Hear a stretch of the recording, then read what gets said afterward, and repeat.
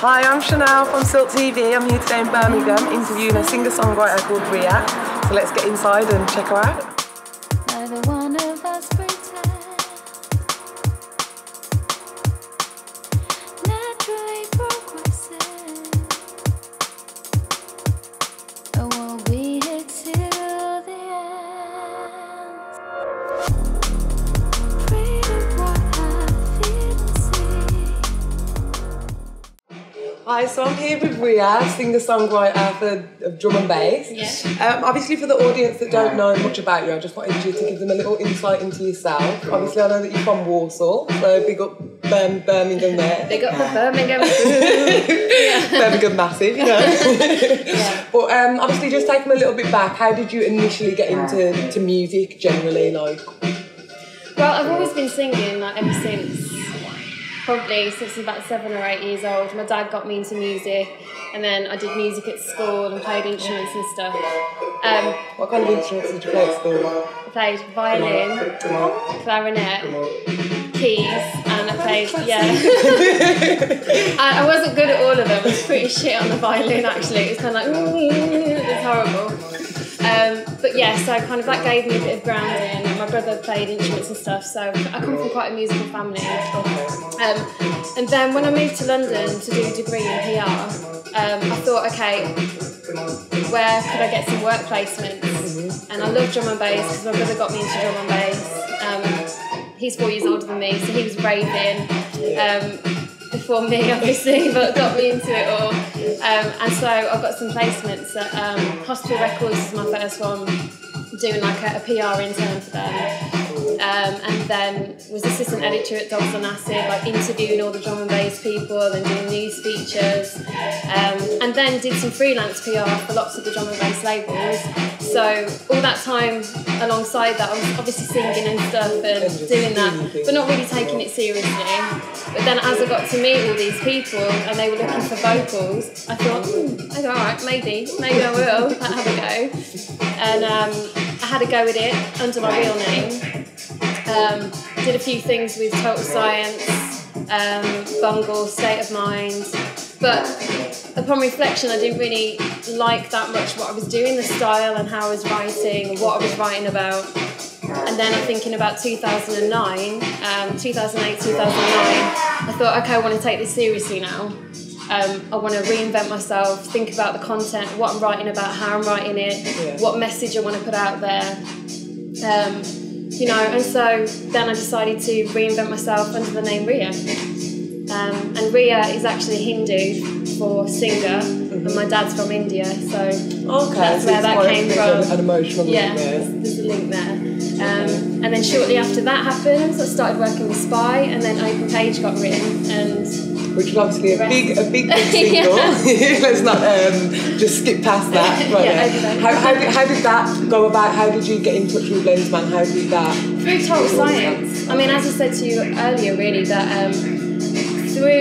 I interviewed Total Science when I was working for Dogs on Acid, but they became really good friends, and I was doing the PR for CIA, their label. And I was really good friends with Smithy, and he nurtured me really. He could see that I was really good at singing, and he was like, come on, I want to get this out of you and do some vocals for us. And so I started working with them. And I think Lenzman got in touch with... Lenzman had only just sort of started out. He was doing a few singles and things on other labels. But he became good friends with Smithy, and they were talking. He was looking for vocals for this track, and he went, oh, I know someone, let me see if I can put you in touch. So he put us in touch. I had a go, and that was it. Got me.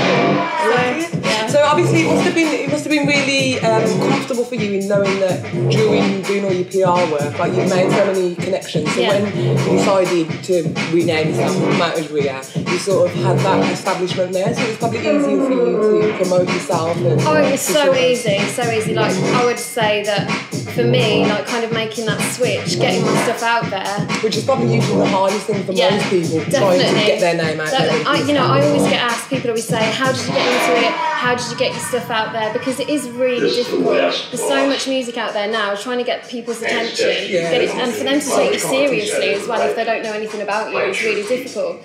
So for me, I don't want to say I had it easy, but I'd already kind of spent 5 years doing the groundwork behind the scenes kind of thing, you know, and so yeah, it was pretty easy for me to just go, listen guys, I knew all the journalists, I knew people at Mix Mag, DJ, all the magazines, and I was like, oh, this is me, and so it was, you know, quite easy to sort of get it out there, I suppose. Wicked. So how did it feel, like obviously with Open Page being such a big hit, it was obviously championed by Annie Mac up on Extra, and it was played everywhere, do you know what I mean? It had a lot of airtime. It was weird. I would honestly say, like, to sort of, I wrote this song and you don't ever anticipate that it's going to, no, you never know, because you write something and how can you possibly know what someone's going to like and what they don't like, and when someone picks up on it, and not only just someone, but I had all my peers in drum and bass saying that they loved it, I had D-Bridge, Goldie, everyone, you know, saying, oh, this is like the best tune in ages, and I was like, what? This is crazy. Just don't really know, it just never really hit home. Yeah.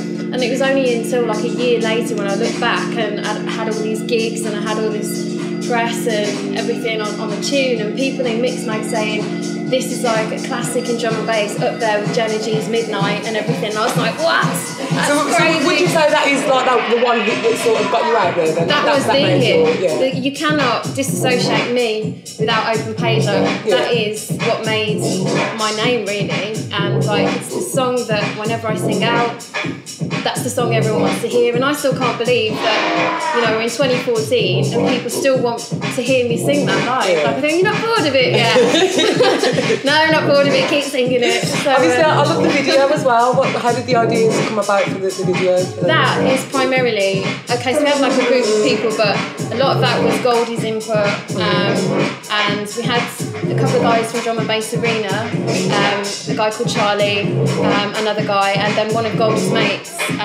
all working together, storyboarding, and it took a lot of effort, that did. It took like 3 days filming or something to do it. Really? And the bike that I'm riding on is actually Goldie's bike. Oh, really? Yeah. Which is funny. And I always look back at it and think, what am I wearing? I'm wearing like a tent in it. Why did I choose that? It's quite funny. But yeah. The most special moment about Open Page is when I had a phone conversation with Goldie to sign it to Metalheads. I said Lenzman had been speaking to him, but when he said to me that he could not believe that I'd written it because of the fact that I wrote stuff before and the difference in style, and to have someone like Goldie phone you up and say that is like, quite immense. Yeah, it's pretty immense. So it was a nice after that, I suppose everything just went boom boom bam, and there was you had a lot of work, and you said you was gigging, you was doing things, and so where did that take you then? Like, how did that sort of open up the bigger picture for you? Well, I think it's just that everyone was approaching me then, like loads of people were going, oh my god, I've heard Open Page, can I work with you, you know, I'd really love to work with you. And obviously Lenzman and I, we realised actually we work really well together and we sound really good together when we started doing more and more gigs, and people wanted that, they liked the sound of us two together. So we're like, okay, what can we do more with this? So we did more songs together, and we were doing the gigs and we did the podcast together. So that really opened up the doors for us in terms of what we were going to do together.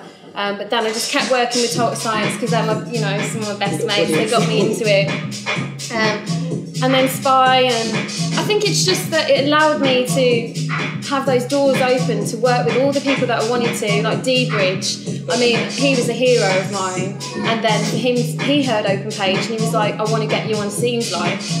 I was like, what the hell? Like, you know, D-Bridge. So that was massive for me, and so it really gave me opportunities to who I wanted to work with, and I suppose it allowed me to be a bit more selective as well in terms of what I wanted to work on. Instead of just working on anything to get your name out there, I could really pick and choose, and I think that's really important as well, like for anyone trying to get into writing stuff, is don't just do absolutely everything, be really selective, you know, and think about what you're doing. And so yeah.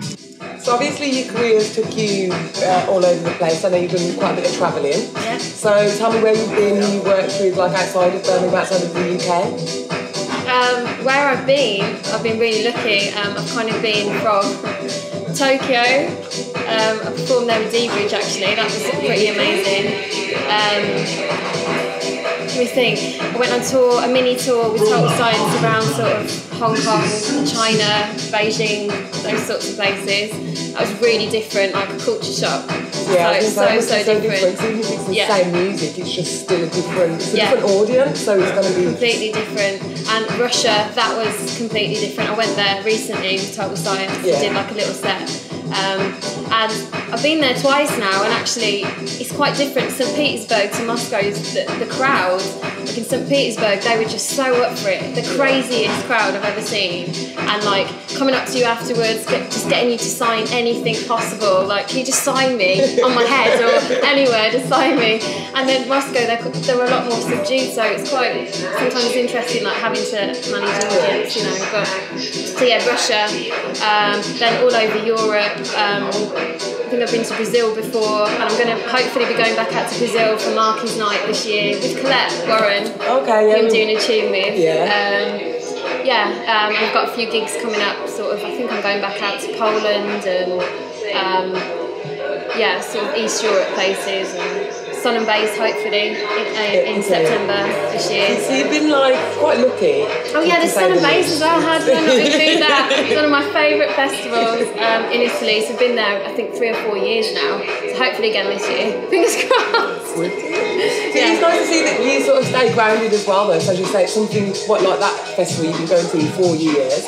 You probably, you know, bigger things maybe on the horizon, but still, do you know what I mean? Keep you grounded and you've got to keep your feet on the ground. Stay true to yourself. And I'm a Brummy lass, come on.